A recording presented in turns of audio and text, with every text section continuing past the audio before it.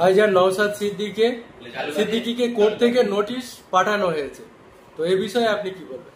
এটা সম্পূর্ণ হাসির খোরাক ছাড়া দ্বিতীয় কিছু নয়। একজন রাজ্যবাসী হিসাবে অভিষেক ব্যানার্জি যেভাবে লোকসভার মধ্যে বিভিন্ন ইস্যু নিয়ে বক্তব্য দিয়েছেন আমরা দেখেছি, কিন্তু এই ওয়াকফ বিল নিয়ে তার বক্তব্যের একটা ভিডিও ফুটেজ পশ্চিমবাংলার জমিনে কোনো ইউটিউবার বলুন, কোনো চ্যানেল বলুন, আজও পর্যন্ত দেখাতে পারিনি। আর আমি চ্যালেঞ্জ করছি, ওয়াকফ বোর্ড নিয়ে, এই ওয়াকফের বিষয় নিয়ে অভিষেক ব্যানার্জির কোনো বক্তব্য ফাঁস হয়নি। নওশাদ সিদ্দিকীর উপরে মামলা করেছেন, করুক না, কত মামলা করবে? এরা তো মিথ্যা মামলা দিতে প্রস্তুত, তবে দুধ কা দুধ পানি কা পানি হয়ে যাবে। কেন এই নাটক এই রাজ্যে একরকম, কেন্দ্রে আর একরকম। তারা ওয়াকফ বিলের বিরুদ্ধে ভোট দিয়েছেন না ওয়াকফ বিলের পক্ষে ভোট দিয়েছেন, সেটা সঠিক তথ্য বাংলার মানুষ জানতে চাইছে, বাংলার মানুষ দেখতে চাইছে যে তার সঠিক তথ্যটা কোথায়। অভিষেক ব্যানার্জি যদি বাপের বেটা হবে তাহলে সেই তথ্যটা দেখাক, কোথায় ভোটটা দিয়েছে।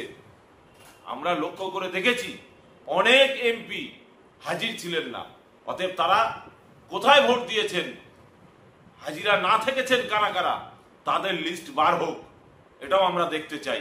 কেন পশ্চিমবাংলার মুসলমানদের মসিয়া সেজে থাকবেন, মুসলমান দরদি সেজে থাকবেন, ওন্না দিয়ে ইফতার পার্টিতে যাবেন, ঈদের ময়দানে যে বড় বড় ভাষণবাজি করবেন, রাজনীতি করবেন, আর মুসলমানদের ওয়াকফ বিলের বিরুদ্ধে ভোট না দিয়ে বাইরে ঘুরে বেড়াবেন, ভোট না দিয়ে চুপচাপ মেরে বসে থাকবেন। যারা বিরোধীরা বক্তব্য দেয় তাদের সঙ্গে সাথ না দিয়ে চুপ মেরে মাথা গুঁজে লোকসভার মধ্যে বসে থাকার জন্য আপনাকে পাঠানো হয়নি। অতএব এর জবাব বাংলার মানুষকে দিতে হবে। বাংলার মানুষকে আরো আমি বলবো, আপনারা আপনাদের প্রত্যেকটা এমপির কাছে খোঁজ নিন, ওই দিন তারা কোথায় ছিল, কাকে ভোট দিয়েছে। নইলে আগামী দিন, আমার কাছে তো প্রচুর মানুষ ফোন করছে, যে সমস্ত এমপিদের বক্তব্য শুনতে পারিনি তাদেরকে জুতো পেটা করবে বলছে। কিন্তু আমরা শান্তির পক্ষে, অশান্তির পক্ষে নয়। যেমন বিহারে হচ্ছে, তারা মিডিয়ার মাধ্যমে দেখেছেন, বিভিন্ন জায়গায় হচ্ছে, মিডিয়ার মাধ্যমে দেখছে, তারাও চাইছে, পশ্চিমবাংলার জনগণও চাইছে, তারা ফোন করে বলছে। আমরা তাদেরকে বলছি যে না, আইন হাতে তুলে নেবেন না, আপনার হাতে বড় অস্ত্র আছে, ভোট প্রক্রিয়া, গণতান্ত্রিক পদ্ধতিতে ভোট দিয়ে তার জবাব দিন, এটা আমরা তাদেরকে বলছি। তাই বলবো, বাংলার জনগণকে শান্তি শৃঙ্খলার সঙ্গে ভদ্রতা বজায় রেখে সংবিধানকে মান্যতা দিয়ে আপনারা আপনাদের এমপিদেরকে জিজ্ঞাসা করুন, যে সংখ্যালঘু দরদি সরকারকে জিজ্ঞাসা করুন, সংখ্যালঘু দরদি এমএলএ এমপিদেরকে জিজ্ঞাসা করুন যে আপনারা সংখ্যালঘুদের জন্য রাজ্যসভা এবং সাংসদের মধ্যে কি ব্যবস্থা নিয়েছেন, কি প্রতিবাদটা করেছেন, সেটা আপনারা জিজ্ঞাসা করুন। রাজ্য সরকার দাবি করছেন যে প্রয়োজনে তারা সুপ্রিম কোর্টে যাবেন, কি বলবেন এই বিষয়ে? এদের তো সম্পূর্ণ নাটক। ওয়াকফ বলছে এনআরসি নিয়ে কি করলো, ওয়াকফ নিয়ে ওরকম নাটক করবে। আবার আপনার এ নিয়ে কি করলো, ওবিসি নিয়ে কি করলো, আজকের শিক্ষকগুলোকে নিয়ে কি করলো। এরা বাংলার মানুষের জন্য সর্বনাশ ছাড়া দ্বিতীয় কিছু নয়।